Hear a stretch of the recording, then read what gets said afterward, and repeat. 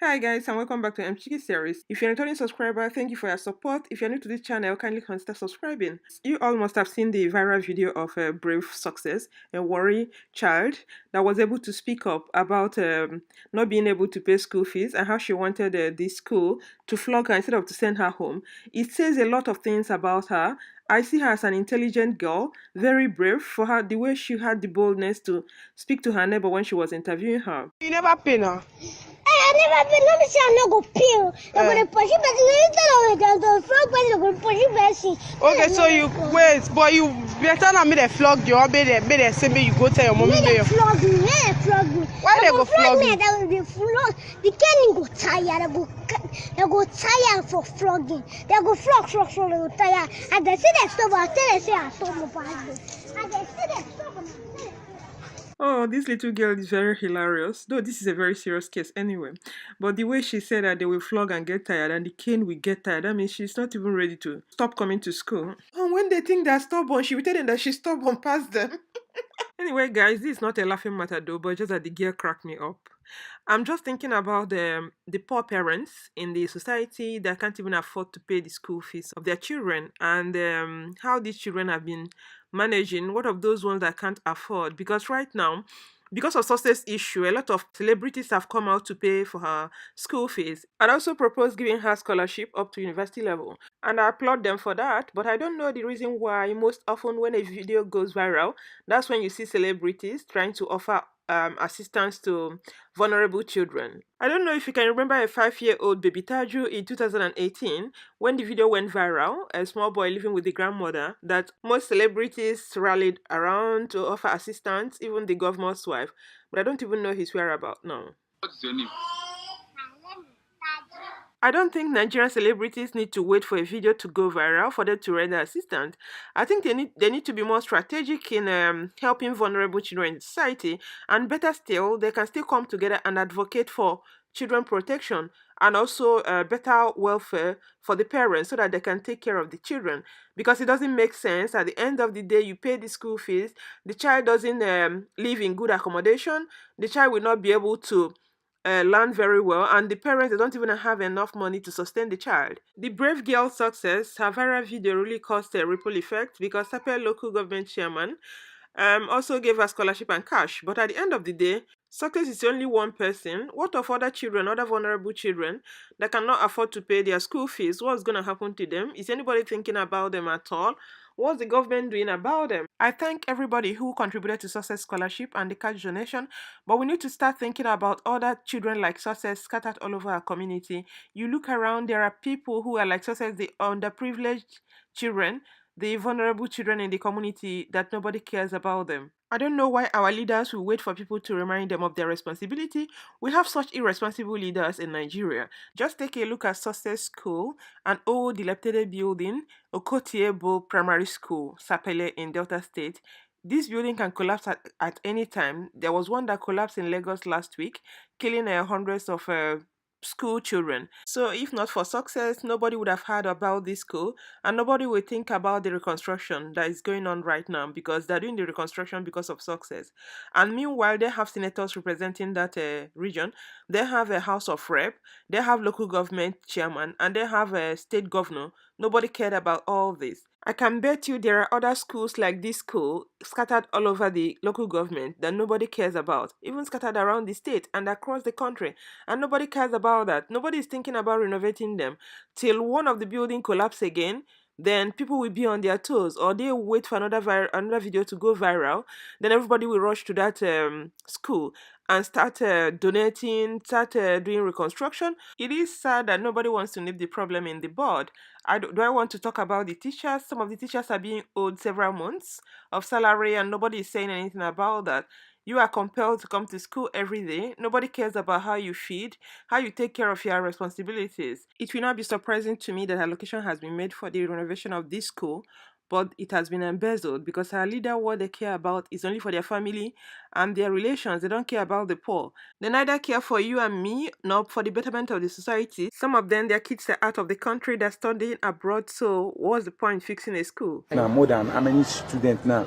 More than 4,000 students now, they under with teacher and the up, they bad. Okay. You see? All right. Now, success is the queen of the school, is the queen of the community. Everybody wants to identify with success. Other children also benefited from success. An organization promised buying glasses for children with sight problems, such as albino, and will also pay examination fees for some of the children. Normally in Nigeria, some states operate free education policy, which is a case of a Delta state, whereby the pupil is not supposed to pay for school fees from primary till junior secondary, but that is not the case. Just like in the case of success, they collect examination fees from there, which is not supposed to be so. And sometimes this discourages some of these pupils from coming to school. So now, who is to be blamed? Delta state government has suspended the headmistress of the school, saying that collecting examination fee is illegal. I want to believe that it is not today they started collecting this examination fee. You might be surprised that when you check other schools around that local government, that kind of examination fee they still collect it from students. But at the end of the day, nobody bothers about it because the head teachers cannot do it alone. They do it together with the authorities from the above. No matter they want to deny it, but I will tell you that no head teacher will have that boldness to collect that money, if not together with the authority from the above. Now, the headmistress of success is going to be the scapegoat for that, which I think is not fair to her. They should look into the matter, investigate the matter very well. This has only buttressed the point I made before that our leaders are very wicked. They don't bother about their citizens, they don't care. Their own is to go for medical tourism abroad. They can't even have a good health system for the citizens. And also, they train their children abroad. All of them, they have their kids abroad. So they don't bother what the academic system has decayed to, what educational system has been. In Nigeria, they pretend it's none of their concern. But we, the citizens, we are here to hold them to account, either through social media or by a town hall session. My problem is that once they get into power, they make themselves inaccessible to people who voted for them. And this is part of the systemic corruption I'm talking about. When a leader makes himself inaccessible to people who voted for him and make himself available to his family, in that case, he makes it in such a way that people who voted for him cannot even come up to him and ask for anything. In terms of community development, most of these leaders they can't even discuss with their citizens to know what their problems are. Anytime you see them, they're in company of one mopole or police or the other. Because they are scared of death, they believe that people will attack them. Then why should people attack you when you're leading? If you're doing something right for the society, nobody is thinking of killing you. You have to be free with the people who you are leading. Nigerian and African leaders in general, they need to do well. They need to think about their future leaders, how they will empower the children, because these people are the ones who are going to lead the country when they grow up. So it's good to give them good education so that they have sound mind to be able to crystallize the problem of the nation and also provide solution to move the country forward. There are also handicapped children, but nobody seems to know about them. It is very clear now that Nigerian educational system is going down the drain. Just imagine a child studying in this kind of a classroom without a roof. At the end of the day, when it rains, how will he or she concentrate? They'll keep moving their lockers up and down, looking for a better position so that the rain will not drip on them. And this kind of children now, are they the ones that will compete with the rest of the world? You know what? What this video did was to bring out the problem we have in the society. I like it that it has exposed the things that we're suffering in the society, most especially in our educational system. And I hope the concerned authority will be ingenious about that and prefer solutions, and not by suspending the head teacher who also helped to expose the situation. This is the problem I have with Nigerians. People always like to cover their problems. You cannot solve a problem by covering it up.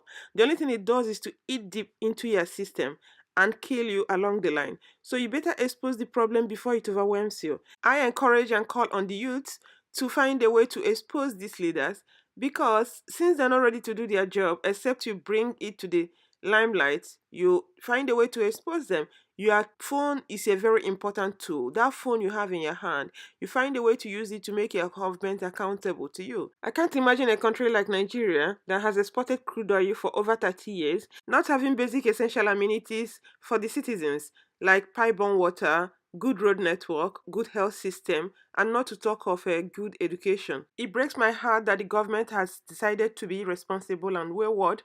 thereby killing off most of the public schools in the country, encouraging private schools, which are very expensive. I don't know how they expect the poor to afford that. Let's watch and see.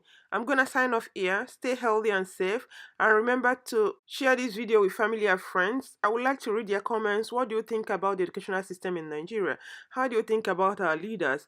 Leave your comments below, and don't forget to subscribe if you've not done already, and see you in my next one. Bye. That you people should try and be providing for students. I want to tell you all that you should not pursue students again because anything bad can happen. So I just want to tell you all that that you should not pursue a student. You should not flog them or tell them that they should bring with their money, but you should not send them out of school. That's all. Success. They go flog, they go tire, Abi? Yes. They go flog, they go tire. Don't worry, they don't flog you again, yeah? I already tell us I will go for their daddy at back of school. Hey, whoa! We don't know better school. This nigga not gonna kill me.